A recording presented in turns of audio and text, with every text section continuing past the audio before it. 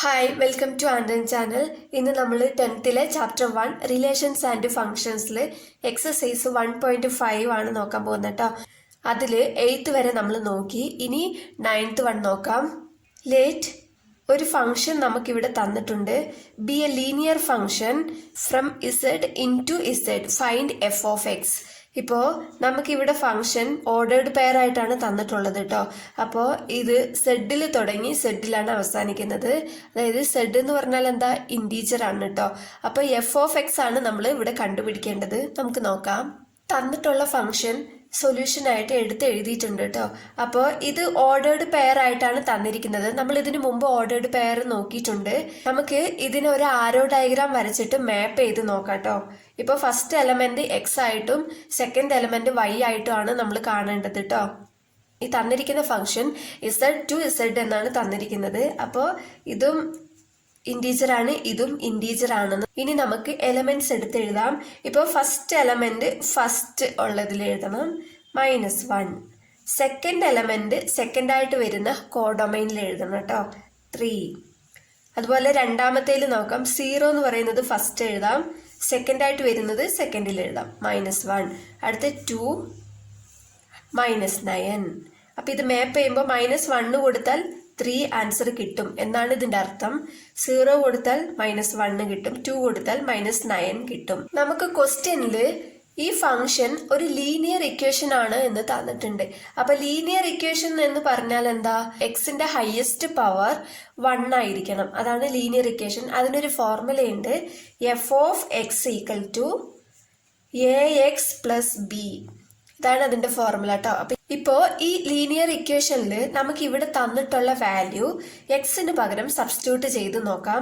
ഇപ്പൊ ഫസ്റ്റ് -1 ആണ് തന്നിട്ടുള്ളത് കേട്ടോ. അപ്പോൾ എഫ് ഓഫ് -1 കൊടുത്താൽ ഇവിടെ a ഇൻറ്റു -1 പ്ലസ് ബി. അപ്പൊ ഇവിടെ എങ്ങനെ കിട്ടുക, a ഇൻറ്റു -1 എന്ന് പറയുമ്പോൾ -a പ്ലസ് ബി. അപ്പോൾ -1 കൊടുക്കുമ്പോൾ 3 കിട്ടും എന്നാണ് പറയുന്നത്. അപ്പൊ നമുക്കിവിടെ -1 പകരം 3 കൊടുക്കാം ഇവിടെ. അപ്പൊ 3 equal to -a plus B എന്ന് കിട്ടും. അപ്പൊ ഇത് ഇക്വേഷൻ നമ്പർ 1 എന്ന് കൊടുക്കാം. ഇനി അടുത്തത് 0 കൊടുത്ത് നോക്കാം കേട്ടോ. അപ്പോൾ F of 0 equal to a into 0 plus B. ഇതിൽ എക്സിന് പകരമാണ് നമ്മളിവിടെ 0 കൊടുത്തത്. അപ്പൊ a ഇൻറ്റു 0 എന്ന് പറഞ്ഞാൽ 0 തന്നെയാണ്. ഇപ്പോൾ എഫ് ഓഫ് 0 നമ്മൾ കൊടുത്തു കഴിഞ്ഞാൽ -1 കിട്ടും എന്നാണ് പറഞ്ഞിരിക്കുന്നത്. അപ്പൊ -1 ഇവിടെ ഇട്ട് കൊടുക്കാം.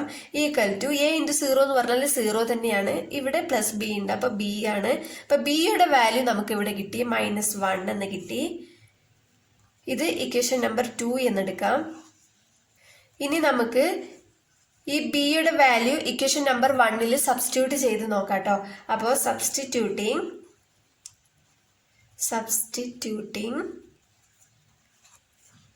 b equal to -1 in equation number 1. അപ്പൊ ഇക്വേഷൻ നമ്പർ 1 എന്താണെന്നുള്ളത് എഴുതാം. എന്താണ്, 3 equal to -a plus B ആണ് കേട്ടോ.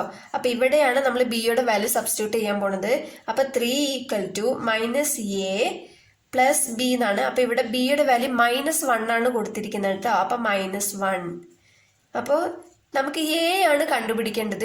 എ ലെഫ്റ്റ് ഹാൻഡ് സൈഡിലേക്ക് കൊണ്ടുവരാം, പ്ലസ് എ ആകും. ഈ 3 നമുക്ക് റൈറ്റ് ഹാൻഡ് സൈഡിലേക്ക് കൊണ്ടുപോകാം. A equal to 3 right hand സൈഡിലേക്ക് കൊണ്ടുപോകുമ്പോൾ -3 ആകും. ഇവിടെ -1 ഉണ്ട്. അപ്പോൾ എ ഈക്വൽ ടു -4 എന്നാണ് കിട്ടുന്നത് കേട്ടോ. അപ്പൊ എയുടെ വാല്യൂയും ബിയുടെ വാല്യൂയും നമുക്ക് കിട്ടി. ഇനി ഈ രണ്ട് വാല്യൂ നമുക്ക് ലീനിയർ ഇക്വേഷനിൽ സബ്സ്റ്റിറ്റ്യൂട്ട് ചെയ്യാം. അപ്പോൾ നോക്കാം, A equal to -4 and b equal to -1 substituting in linear equation. linear equation എന്താണ്, f of x equal to ax plus b. അപ്പൊ ഇതിൽ എയുടെ വാല്യൂ ബിയുടെ വാല്യൂ നമുക്ക് ഇതിൽ കൊടുത്തു നോക്കാം. f of x equal to എയുടെ വാല്യൂ -4 ആണ്. അപ്പൊ -4 ഇൻറ്റു എക്സ് പ്ലസ് ബിയുടെ വാല്യൂ എന്താണ്, -1 ആണ്. അപ്പൊ പ്ലസ് ഇൻറ്റു മൈനസ് എന്ന് പറയുമ്പോൾ മൈനസ് ആണ് വരുന്നത്. അപ്പൊ -1. അപ്പൊ -4x -1 എന്നാണ് നമുക്ക് കിട്ടുന്നത് കേട്ടോ. അപ്പൊ ഇത്രയേ ഉള്ളൂ. എഫ് ഓഫ് എക്സ് കണ്ടുപിടിക്കാനാണ് നമ്മളോട് പറഞ്ഞത്. അപ്പോൾ എഫ് ഓഫ് എക്സ് കണ്ടുപിടിച്ചു. നമുക്ക് ഇവിടെ വാല്യൂസ് തന്നിട്ടുണ്ടല്ലോ. ഇപ്പൊ -1 കൊടുത്താൽ 3 കിട്ടും എന്ന് നമുക്ക് ക്വസ്റ്റ്യനിൽ പറഞ്ഞിട്ടുണ്ട്. അപ്പോൾ നമുക്ക് ഇപ്പൊ എഫ് ഓഫ് എക്സ് കിട്ടിയല്ലോ, അതിനകത്ത് -1 സബ്സ്റ്റിറ്റ്യൂട്ട് ചെയ്ത് നോക്കുമ്പോൾ 3 കിട്ടുന്നുണ്ടോ എന്ന് നോക്കിയാൽ മതി. കിട്ടുന്നുണ്ടെങ്കിൽ നമ്മൾ ചെയ്ത ആൻസർ കറക്റ്റ് ആണ്.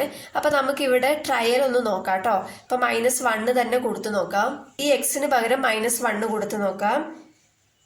f of -1 equal to -4 into -1. ഇവിടെ ഒരു -1 ഉണ്ട്. അപ്പൊ എന്താ കിട്ടുക? ഈക്വൽ ടു -4 into -1 എത്രയാ? 4.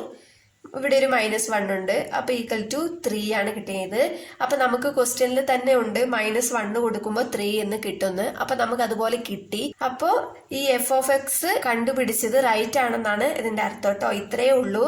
മറ്റേതൊക്കെ ചെക്ക് ചെയ്ത് നോക്കുമ്പോഴും നമുക്ക് അത് തന്നെ അതിന്റെ ക്വസ്റ്റ്യനിൽ പറഞ്ഞത് തന്നെ കിട്ടുള്ളൂ കേട്ടോ. അപ്പോ ഇത്രയും മതി. നെക്സ്റ്റ് 10th ക്വസ്റ്റ്യൻ ആണ്. In electrical circuit theory a circuit C of T is called a linear circuit. ഇപ്പൊ സി ഓഫ് ടി എന്ന് പറയുന്നത് ഒരു ലീനിയർ സർക്യൂട്ട് ആണെന്ന് തന്നിട്ടുണ്ട്. If it satisfies the superposition principle given by C of AT1 plus BT2 equal to A into C of T1 plus B into C of T2. അപ്പോൾ നമുക്കിവിടെ C of T linear equation ആണെങ്കിൽ അതിൽ തന്നിട്ടുള്ള function ഇങ്ങനെ ആയിരിക്കും എന്നാണ് പറഞ്ഞിട്ടുള്ളത്. അപ്പൊ where A comma B are constants, എയും ബിയും കോൺസ്റ്റന്റ് ആണെന്ന് തന്നിട്ടുണ്ട്. അപ്പൊ C of T equal to 3t എന്ന് പറയുന്നത് ഒരു ലീനിയർ ഇക്വേഷൻ ആണ് എന്ന് നമ്മൾ കണ്ടുപിടിക്കണം കേട്ടോ. എങ്ങനെയാ ചെയ്യേണ്ടതെന്ന് നോക്കാം.